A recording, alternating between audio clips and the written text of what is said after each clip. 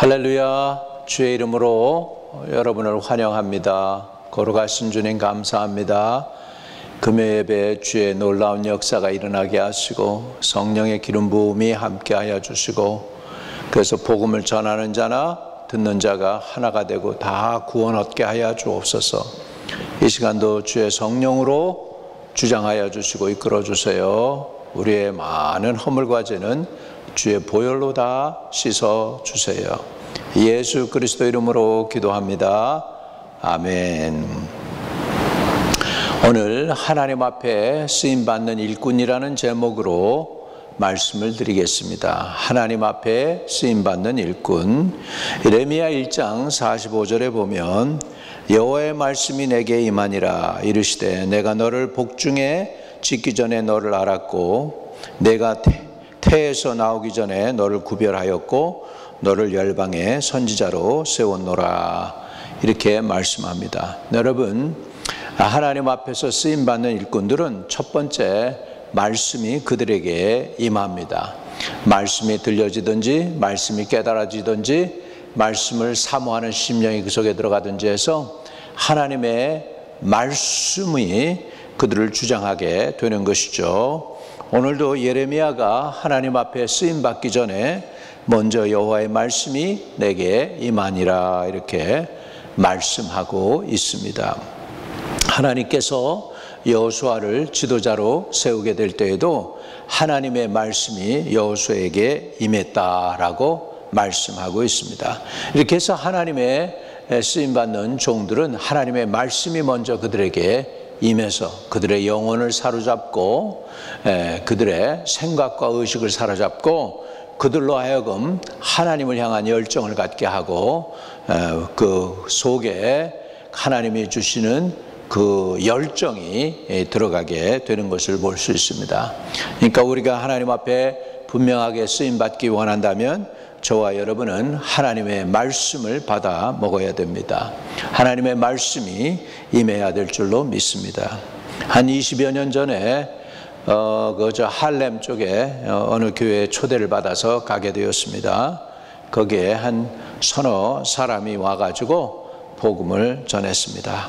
그 중에 어떤 분이 한 2,000명 정도 주의 종들이 있는데 나와 우리 집사람을 불러냈습니다.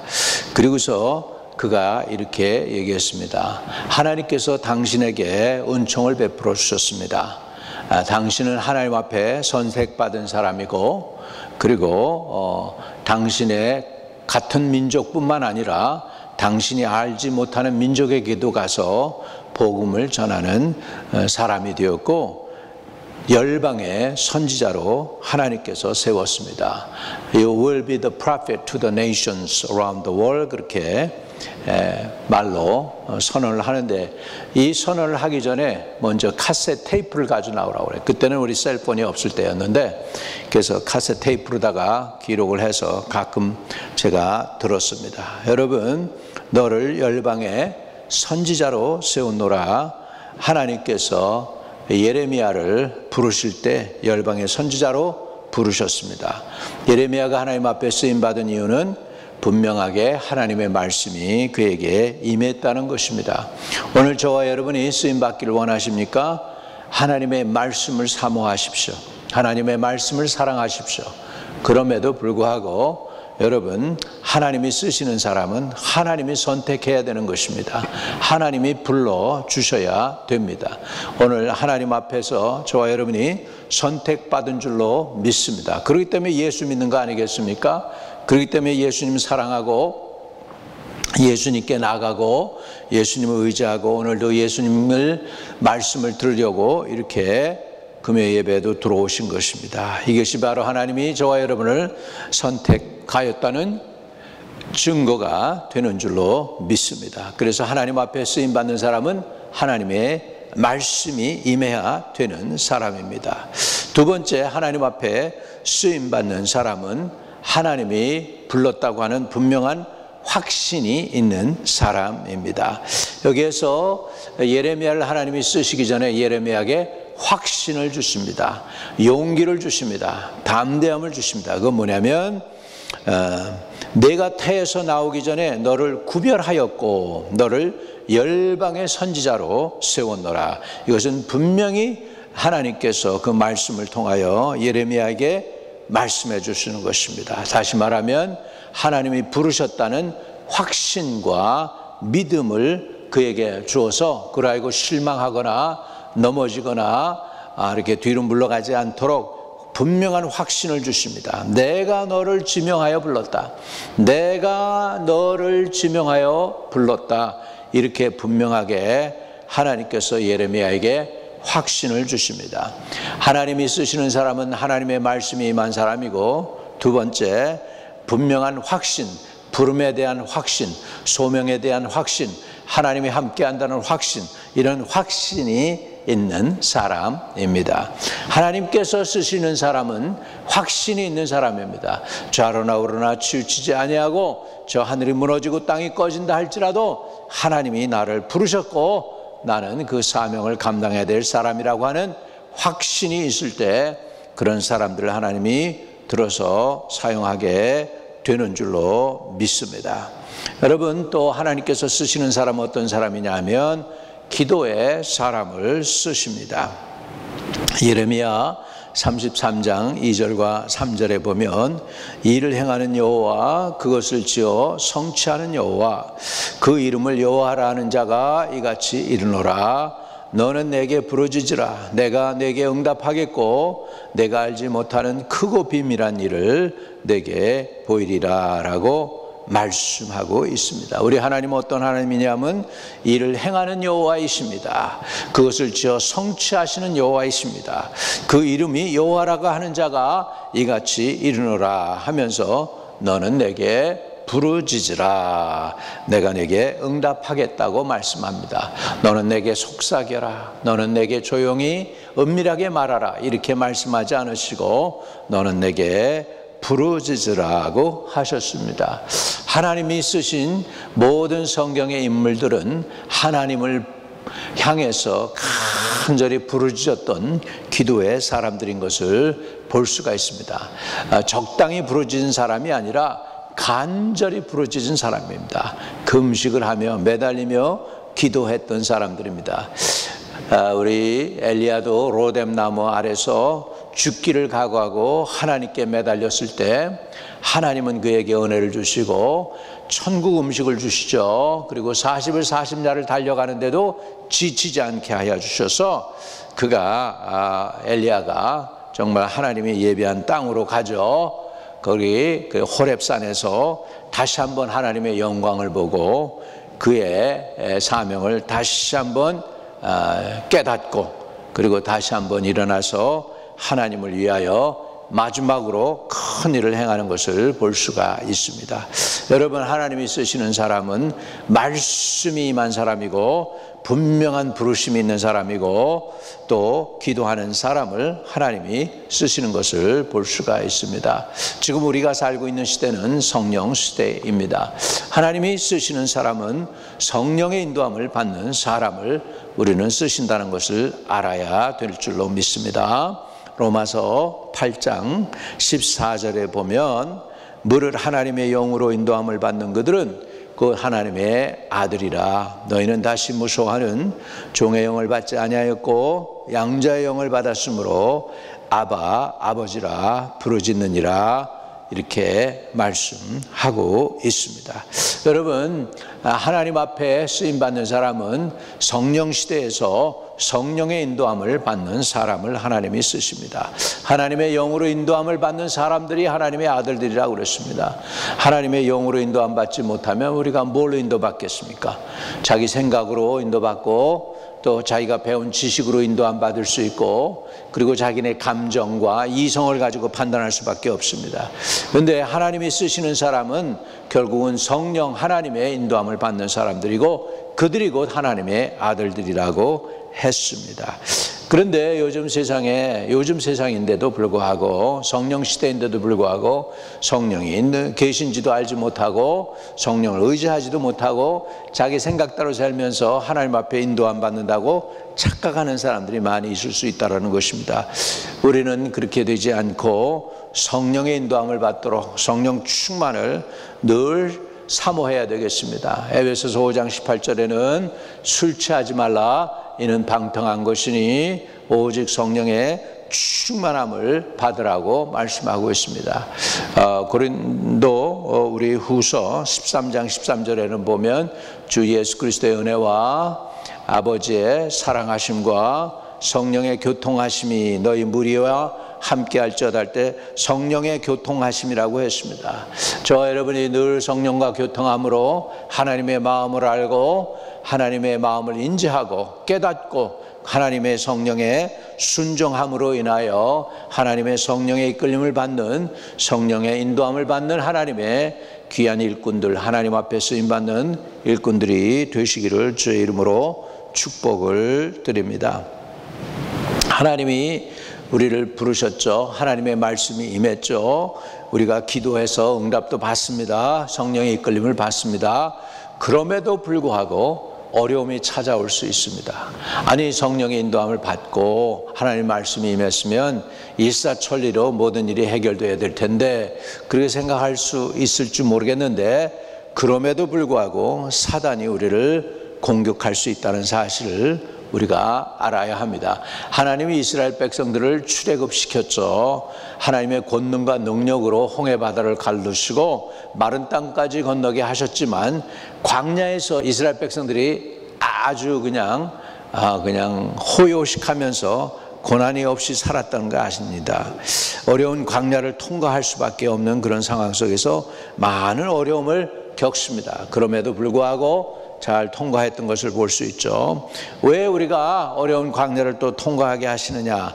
하나님이 부르셨음에도 불구하고, 하나님의 말씀이 임했음에도 불구하고, 성령이 우리를 이끌어 주시고 성령의 인도함을 받음에도 불구하고 왜 어려움이 있을 수 있느냐 하는 것이죠.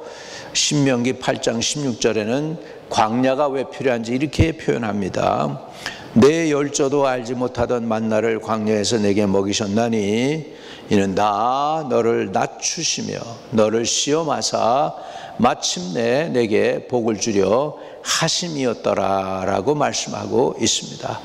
다시 말하면 아무리 성령 충만하고 아무리 하나님의 말씀이 임하고 아무리 확신에 찬 사람이라 할지라도 고난이 다가올 수 있을 수 있다는 것을 우리가 알아야 합니다. 그래서 아주 고난이 없이 그냥 일사천리 무사고하게 통과할 수도 있겠지만, 그러나 믿는 사람들에게는 악한 영이 반드시 도사리고 있기 때문에 시험을 겪을 수 있습니다.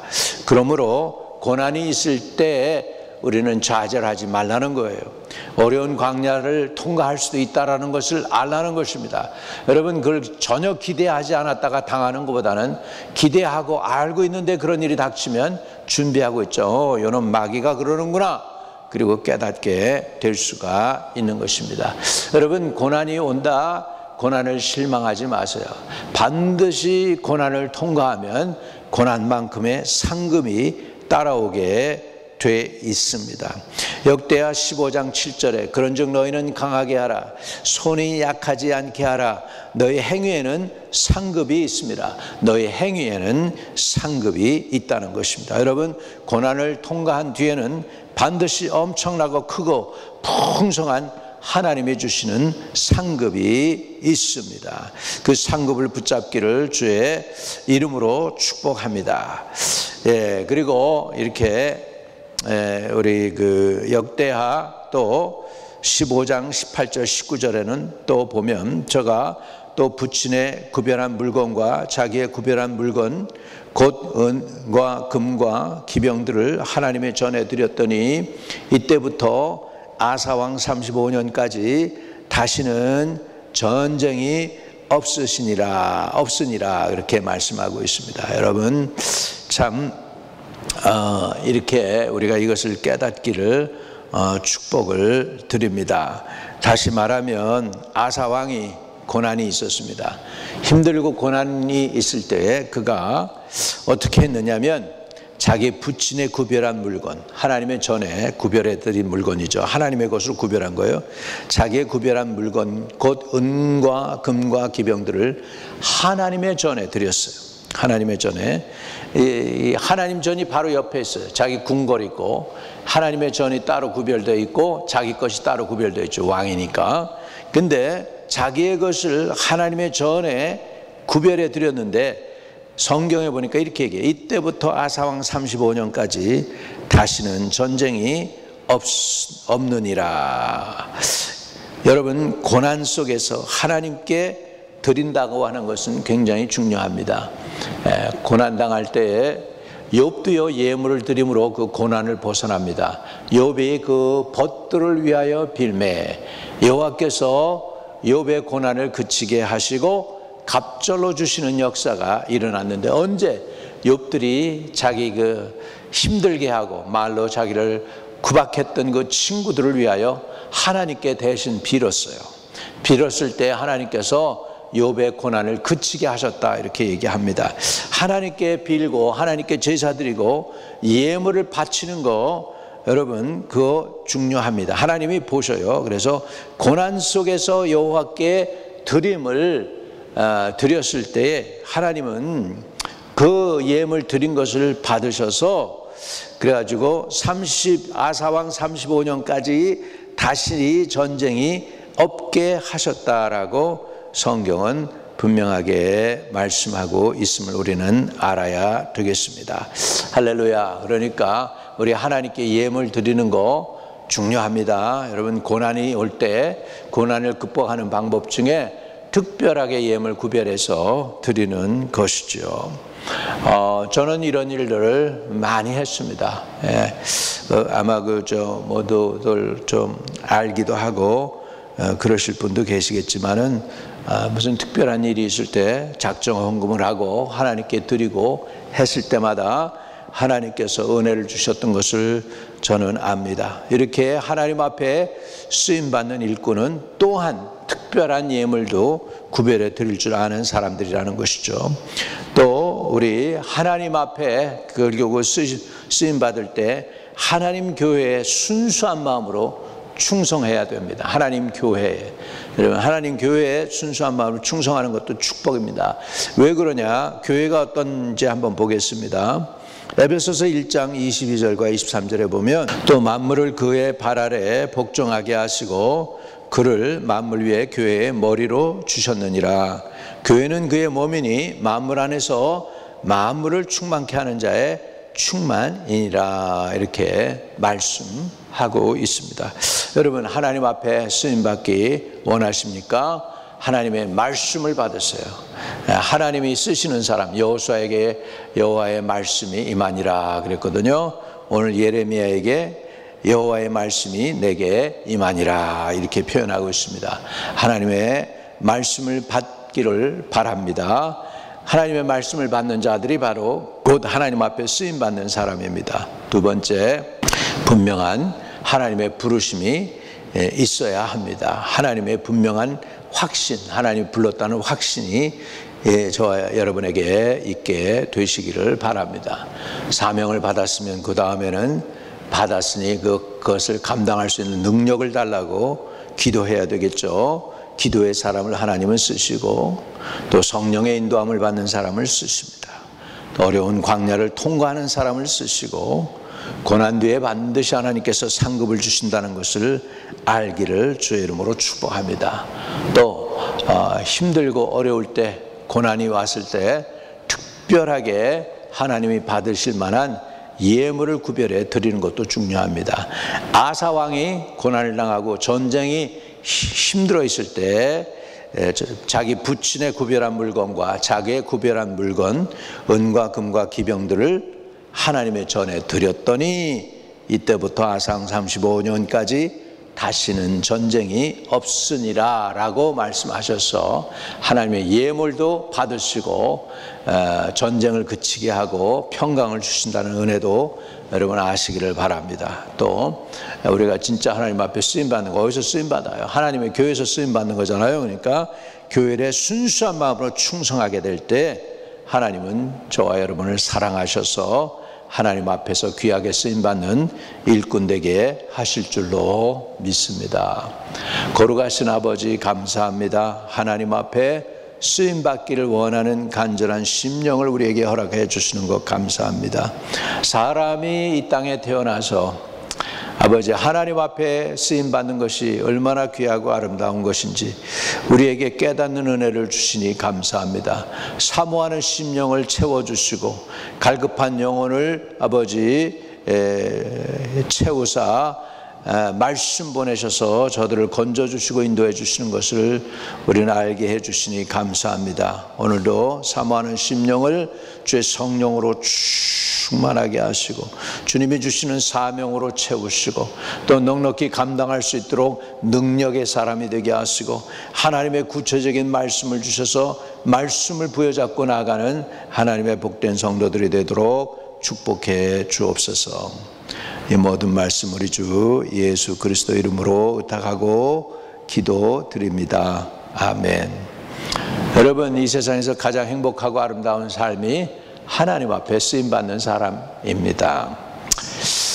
하나님이 저와 여러분을 계속해서 사용하시기를 바라고요. 혹시라도 이 시간에 아직도 예수 그리스도와 하나님과 올바른 관계를 맺지 못한 사람들이 있다면 기회를 지금 드리겠습니다. 여러분, 아주 간단합니다.